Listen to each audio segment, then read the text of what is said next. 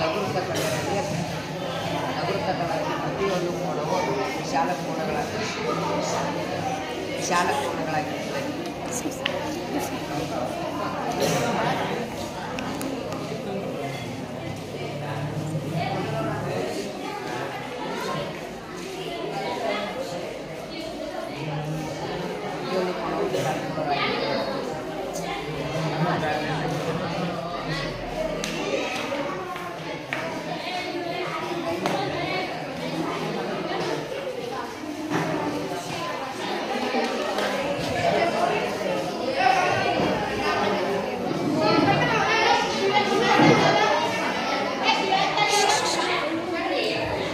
Sir sir sir sir sir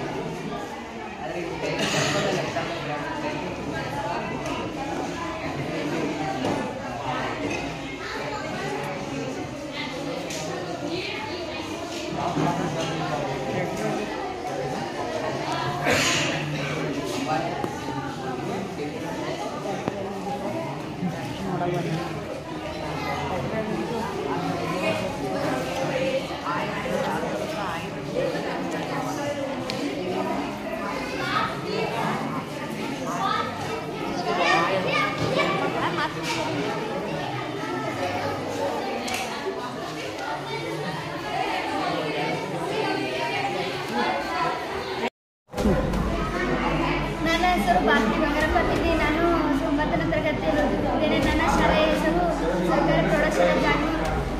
ರಾಕೆಟ್ನ ಮಾರ್ಗದರ್ಶನ ಹಾಗೂ ವಿಜ್ಞಾನ ಶಿಕ್ಷಕರಾದ ಭರತ್ ತಯಾರು ಮಾಡಿದ್ದೇವೆ. ಇದು ಜುಲೈ 14, 2023 ಚುನಾವಣೆಯಲ್ಲಿ ಸುಮಾರು 41 ದಿನಗಳ ನಂತರ ಭೂಮಿಯ ಕಕ್ಷೆಯನ್ನು ತೊರೆದು ಚಂದ್ರನ ಕಕ್ಷೆಗೆ ಸೇರಿ ಆಗಸ್ಟ್ 23, 2023ರಂದು ಮುಗಿಸಿತು. ಇದು ಕೆಲವೇ ಕ್ಷಣಗಳಲ್ಲಿ ಉಡಾವಣೆಯಾಗಿದೆ. 10, 9, 8, 7, 6, 5, 4, 3, 2, 1, 0.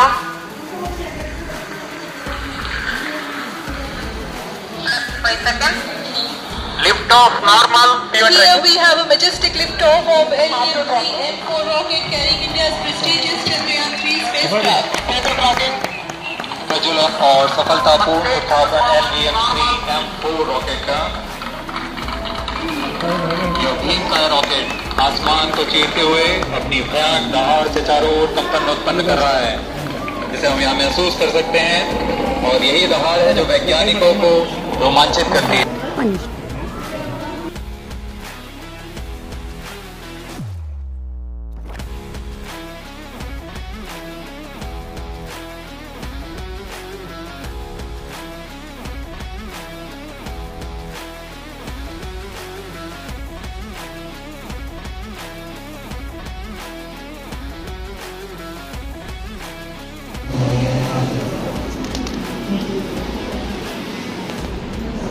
Start.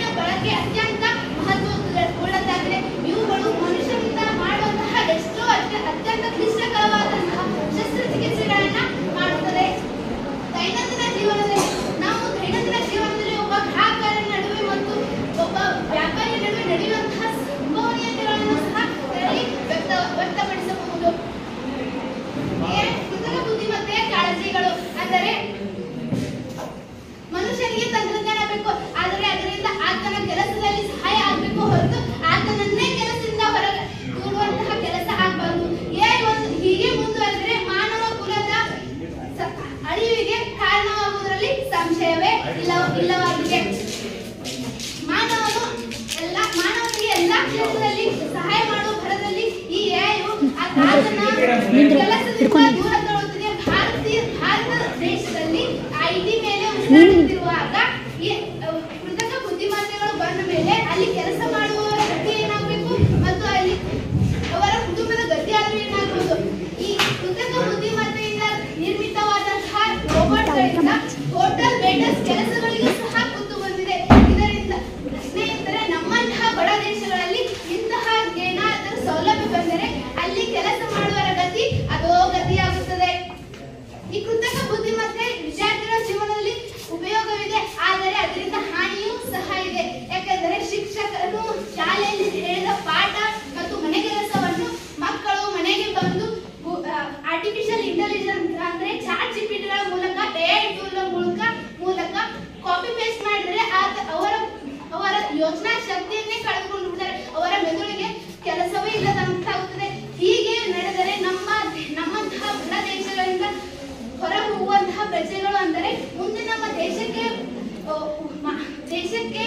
ದೇಶದ ಪ್ರಗತಿಗೆ ಕಾರಣವಾಗುವಂತಹ ಮಕ್ಕಳೇ ಈ ತರ ತಮ್ಮ ಬುದ್ಧಿಮತ್ತೆಯನ್ನು ಕಳ್ಕೊಂಡ ಹೋದ್ರೆ ನಮ್ಮ ದೇಶದ ಅಭಿವೃದ್ಧಿ ಪಥವು ಸಹ ಕೆಳಗೆ ಬರುತ್ತದೆ.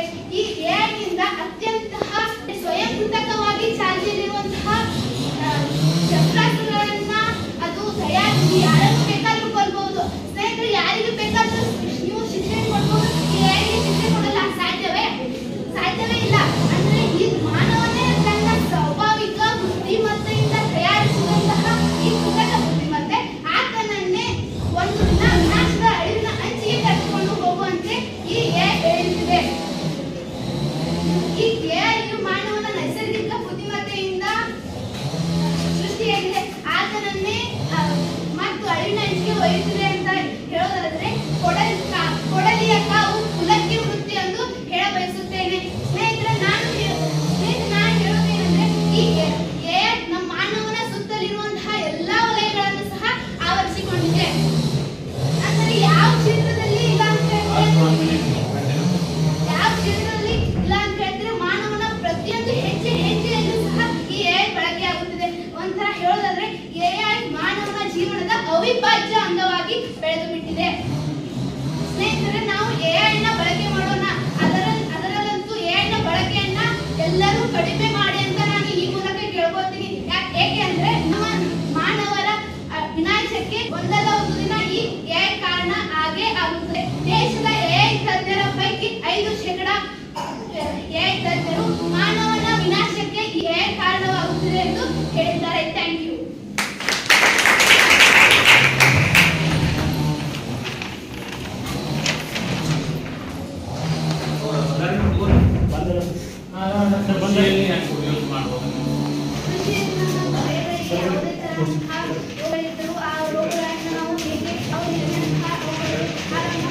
ಸುಲಭವಾಗಿ ಕಂಟ್ರೋಲ್ ಅಂತ ಹೇಳಿ ಈ ಎಐ ನಮಗೆ ಸಲಹೆಯನ್ನು ನೀಡುತ್ತದೆ.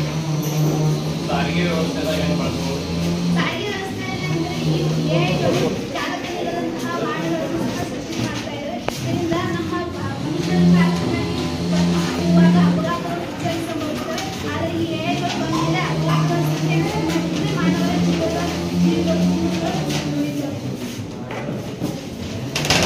ಯಾವ ರೀತಿ ಕಲಿಬಹುದು?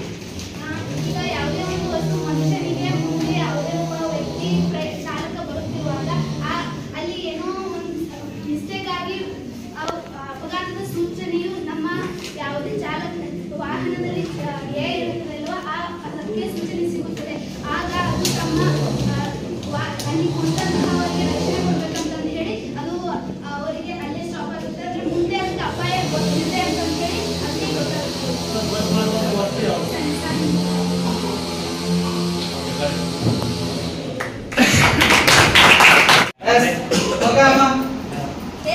ಶುಭ ಸಾಯಂಕಾಲ. Hello AI. ಹಾಯ್, ನನ್ನಿಂದ ಏನಾಗಬೇಕು? ನಾನು ವಿಜ್ಞಾನ ವಿಚಾರ ಜನರ ಮುಂದೆ ಹೇಳಬೇಕಾ ಅಥವಾ ಜಡ್ಜ್ಗಳ ಮುಂದೆ ಹೇಳಬೇಕಾ? ಜಡ್ಜ್ಗಳ ಮುಂದೆ ಹೇಳು, ಏಕೆಂದರೆ ಅದು ವಿಜ್ಞಾನ ವಿಚಾರಗೋಷ್ಠಿ. ನಾನು ಇದುವರೆಗೂ ಮಾತನಾಡಿದ್ದು ಕೃತಕ ಬುದ್ಧಿಮತ್ತೆಯನ್ನು ಹೊಂದಿರುವ ಒಂದು ರೋಬೋದೊಂದಿಗೆ. 21ನೇ ಶತಮಾನದಲ್ಲಿ ಮಾನವನ ಅತ್ಯುತ್ತಮ ಆವಿಷ್ಕಾರ ಎಂದರೆ ಕೃತಕ ಬುದ್ಧಿಮತ್ತೆಯ ಆವಿಷ್ಕಾರ. ಇಂದು ಎಲ್ಲರಿಗೂ ಎಲ್ಲವೂ ಇದೆ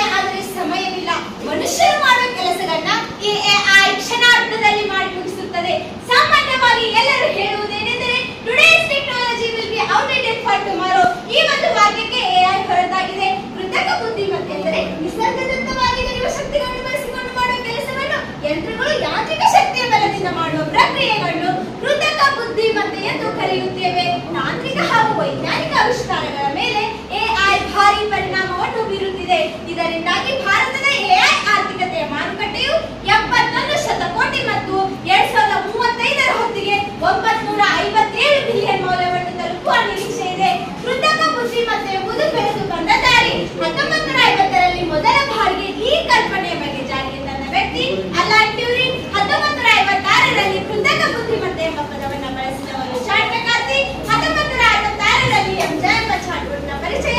2005ರಲ್ಲಿ ಸ್ಟಾನ್ಫೋರ್ಡ್ ಎಂಬ ಚಾಲಕರಹಿತ ಕಾರು. 2023ರಲ್ಲಿ ಮಾನವನ ನೈಸರ್ಗಿಕ ಬುದ್ಧಿಮತ್ತೆಗೆ ಸರಿಸಮಾನವಾಗಿ ಕಾರ್ಯನಿರ್ವಹಿಸುವ ಆಪ್ ಪ್ರೋಗ್ರಾಂಗಳನ್ನು ತಯಾರಿಸಿದ್ದಾನೆ. ಅವುಗಳೆಂದರೆ ಚಾಟ್ನ GPT, ಗೂಗಲ್ನ Gemini, ವಿಲಿಯಮ್ಸ್ನ Hanuman, ಓಲಾನ ಕೃತ್ರಿಮ, ಮೈಕ್ರೋಸಾಫ್ಟ್ನ ಕೋಪೈಲಟ್, ಗೂಗಲ್ನ ಮೇಟಾ, photo ಎಡಿಟರ್ನ Snapchat. ಹೀಗೆ 10 ಹಲವಾರು ಕೃತಕ ಬುದ್ಧಿಮತ್ತೆ ಆಪ್ಗಳನ್ನು ತಯಾರಿಸಿದ್ದಾನೆ. ಕೃತಕ ಬುದ್ಧಿಮತ್ತೆಯನ್ನು ಪ್ರಮುಖವಾಗಿ 2 ವಿಧಗಳಾಗಿ ವಿಂಗಡಿಸಲಾಗಿದೆ. ಒಂದು ನ್ಯಾರೋ ಎಐ, ಇನ್ನೊಂದು ಬ್ರಾಡ್ ಎಐ. ಬ್ರಾಡ್ ಎಐಗೆ ಒಂದು ಉತ್ತಮ ಉದಾಹರಣೆ ಎಂದರೆ ಸೋಫಿಯಾ ಹ್ಯೂಮನಾಯ್ಡ್ ರೋಬೋಟ್. ಕೃತಕ ಬುದ್ಧಿಮತ್ತೆಯ ಸಂಭವನೀಯತೆಗಳು. ಇವುಗಳಲ್ಲಿಯೂ ಕೂಡ 2 ವಿಧಗಳು. ಒಂದು ಅನುಕೂಲಕರ ಸಂಭವನೀಯತೆಗಳು, ಇನ್ನೊಂದು ಅನಾನುಕೂಲಕರ ಸಂಭವನೀಯತೆಗಳು. ಅನುಕೂಲಕರ ಸಂಭವನೀಯತೆಗಳನ್ನು ನೋಡುವುದಾದರೆ ವೈದ್ಯಕೀಯ ಕ್ಷೇತ್ರದಲ್ಲಿ ಹೊಸ ರೋಗಗಳ ಪತ್ತೆ, ಹೊಸ ಔಷಧಗಳ ಸಂಸ್ಕರಣೆ ಹಾಗೆ ಶಸ್ತ್ರಚಿಕಿತ್ಸೆಯಲ್ಲಿ ಈ ಕೃತಕ ಬುದ್ಧಿಮತ್ತೆಯನ್ನು ಬಳಸಿಕೊಳ್ಳುವುದರಿಂದ ನಿಖರವಾಗಿ ಕಾರ್ಯವನ್ನು ನಿರ್ವಹಿಸಬಹುದಾಗಿದೆ. ಅಪಾಯಗಳಿಂದ ಪಾರು ಮಾಡುವ ಸಾಧನವಾಗಿ ಬಾಹ್ಯಾಕಾಶದ ಸಂಶೋಧನೆ, ಸಾಗರದ ಆಳದಲ್ಲಿ ಅಡಗಿರುವ ನಿಗೂಢತೆಯ ಅಧ್ಯಯನ ಹಾಗೂ ನಿಷ್ಕ್ರಿಯಗೊಳಿಸಲು ಕೃತಕ ಬುದ್ಧಿಮತ್ತೆಯನ್ನು ಬಳಸಬಹುದು. ಕೃತಕ ಬುದ್ಧಿಮತ್ತೆ ಎಂಬುದು ನಿರಂತರವಾಗಿ ಕಾರ್ಯನಿರ್ವಹಿಸುವ ಸಾಮರ್ಥ್ಯವನ್ನು ಹೊಂದಿದೆ. ಆಯಾಸ ಹಾಗೂ ಪುನರಾವರ್ತನೆಯಾಗುವ ಕೆಲಸಗಳನ್ನು ಈ ಎಐನಿಂದಾಗಿ ಸಹಜವಾಗಿ ನಿರ್ವಹಿಸಬಹುದಾಗಿದೆ. ಡಿಜಿಟಲ್ ಸಾಧನ. ತಾಂತ್ರಿಕವಾಗಿ ಮುಂದುವರೆದ ಎಲ್ಲಾ ಕಂಪನಿಗಳು ಚಾಟ್ಬೋಟ್ನಂತಹ ಕೃತಕ ಬುದ್ಧಿಮತ್ತೆಯನ್ನು ಬಳಸಿಕೊಂಡು ವ್ಯಕ್ತಿಗಳೊಂದಿಗೆ ಸಂವಹನ ನಡೆಸುತ್ತವೆ. ಕರೆ ಅಥವಾ ಸಂದೇಶಗಳಿಗೆ ಸೂಕ್ತವಾದ ಉತ್ತರವನ್ನು ನೀಡಲು ಈ ಕೃತಕ ಬುದ್ಧಿಮತ್ತೆ ಸಹಕಾರಿಯಾಗಿದೆ. ಉದಾಹರಣೆಗಾಗಿ ಹೇಳುವುದೇನೆಂದರೆ, ನೀವು ಕರೆ ಮಾಡಿದ ಚಿಂತಾಜನರು ಬೇರೊಂದು ಕರೆಯಲ್ಲಿ ನಿರತರಾಗಿದ್ದಾರೆ. ಇದು ಎಐನ ಧ್ವನಿ. ಗೂಗಲ್ನ ವಾಯ್ಸ್ ಸರ್ಚ್ ಹೊಸ ಆವಿಷ್ಕಾರಗಳು. ಭವಿಷ್ಯತ್ತಿನಲ್ಲಿ ಏನು ನಡೆಯುತ್ತಿದೆ? ಇಂಧನಗಳ ದಕ್ಷತೆಯನ್ನು ಹೆಚ್ಚಿಸುವಲ್ಲಿ ಎಐನಿಂದ ಟ್ರಾಫಿಕ್ ನಿರ್ವಹಣೆ. 2030ರ ಹೊತ್ತಿಗೆ 1.3 ಬಿಲಿಯನ್ ಮೆಗಾವ್ಯಾಟ್ ವಿದ್ಯುತ್ತನ್ನು ಉಳಿಸಬಹುದಾಗಿದೆ. ಹಾಗೆಯೇ ಶೈಕ್ಷಣಿಕ ಕ್ಷೇತ್ರದಲ್ಲೂ ಕೂಡ ಕ್ರಾಂತಿಯನ್ನು ಉಂಟು ಮಾಡುತ್ತಿದೆ. ಇದರಿಂದಾಗಿ ಶಿಕ್ಷಕರ ಕೊರತೆಯನ್ನು ನಿವಾರಿಸಬಹುದು. ಹಾಗೆಯೇ ಕಲಿಕೆಯನ್ನು ಇನ್ನೂ ಬೆಟರ್ಮೆಂಟ್ ಆಗಿ ಮಾಡಬಹುದಾಗಿದೆ. ನ್ಯಾಚುರಲ್ ಲ್ಯಾಂಗ್ವೇಜ್ ಪ್ರೊಸೆಸ್ಗಾಗಿ ಉದಾಹರಣೆಗೆ ಜಗತ್ತಿನ ಯಾವುದೇ ಭಾಷೆಯನ್ನ ನಮಗೆ ಬೇಕಾದ ಭಾಷೆಯಲ್ಲಿ ಆಲಿಸಬಹುದಾಗಿದೆ. Text to voice, voice to text ಆಗಿ ಬದಲಾಯಿಸಬಹುದು. ಭವಿಷ್ಯತ್ತಿನಲ್ಲಿ AI, deep learning, automated task, data injection, face recognition, cloud computing, quantum computing. ಇನ್ನು ಮುಂದೆ ಅನಾನುಕೂಲಕರ ಸಂಭವನೀಯತೆಗಳನ್ನು ನೋಡುವುದಾದರೆ ಕೃತಕ ಬುದ್ಧಿಮತ್ತೆ ಎಂಬುದು ಎಲ್ಲ ಉದ್ಯೋಗಗಳನ್ನು ನೀಡುತ್ತದೆ. ಇದರಿಂದಾಗಿ ಮಾನವ ಸೋಮಾರಿಯಾಗಿ ನಿರುದ್ಯೋಗಿಯಾಗುತ್ತಿದ್ದಾನೆ. 2030ರ ಹೊತ್ತಿಗೆ 700 ವಿಧದ ಕೆಲಸಗಳಿಗೆ ಎಐ ಕಸಿದುಕೊಳ್ಳುತ್ತದೆ ಎಂದು ಆಕ್ಸ್ಫರ್ಡ್ ಯೂನಿವರ್ಸಿಟಿ ನಡೆಸಿದ ಸಂಶೋಧನೆಯು ಹೇಳುತ್ತಿದೆ. ಮಾನವ ಸಾವಿರಾರು ಸಂಶೋಧನೆಗಳನ್ನು ಮಾಡಿದ್ದಾನೆ. ಆದರೆ ಈ ಕೃತಕ ಬುದ್ಧಿಮತ್ತೆ ಎಂಬುದು ಮಾನವನ ಅಂತಿಮ ಆವಿಷ್ಕಾರವಾಗಬಹುದು. ಏಕೆಂದರೆ ಜಗತ್ತಿನ ಪ್ರಸಿದ್ಧ ವಿಜ್ಞಾನಿಯಾದ ಆಲ್ಬರ್ಟ್ ಐನ್ಸ್ಟೀನ್ ಅವರ ಐಕ್ಯೂ 160 ಆದರೆ ಭವಿಷ್ಯತ್ತಿನಲ್ಲಿ ಈ ಕೃತಕ ಬುದ್ಧಿಮತ್ತೆಗಳ ಐಕ್ಯೂ 100,952 ಆಗಬಹುದು. Deep fake, social manipulation, social grad, lock of transparency, loss of control, bad data. ಹಾಗೆಯೇ 2023ರಲ್ಲಿ ಈ ಕೃತಕ ಬುದ್ಧಿಮತ್ತೆಯಿಂದಾಗಿ ಸೈಬರ್ ಕ್ರೈಮ್ಗಳ ಸಂಖ್ಯೆಯು 15,56,218 ತಲುಪಿದೆ. ಆದರೆ ಇದು ಆಡಮುಟ್ಟದ ಸೊಪ್ಪಿಲ್ಲ, ಕೃತಕ ಬುದ್ಧಿಮತ್ತೆ ಇಲ್ಲದ ಕ್ಷೇತ್ರವಿಲ್ಲ ಎಂಬಂತಾಗಿದೆ.